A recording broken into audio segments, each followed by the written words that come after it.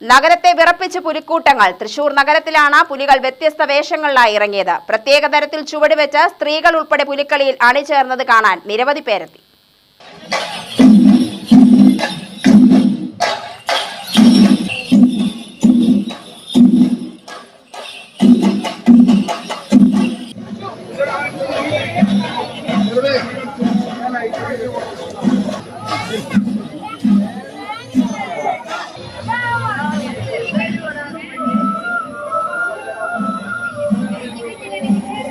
തേക്കിൻകാടിനു ചുറ്റും 469 പുലികളാണ് ഇറങ്ങിയത്.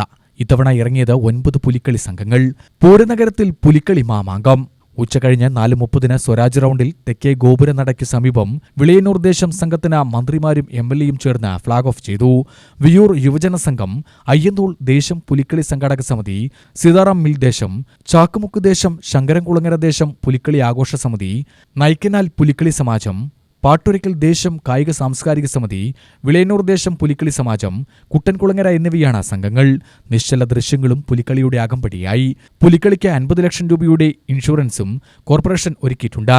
പുലിവരയ്ക്കും ചമയപ്രദർശനത്തിനും 1, 2, 3 സ്ഥാനക്കാർക്ക് ട്രോഫിയും ക്യാഷ് പ്രൈസും കോർപ്പറേഷന്റെ ലഹരിവിരുദ്ധ ബോധവൽക്കരണ പ്ലോട്ടും ഇക്കുറിയുണ്ടായി.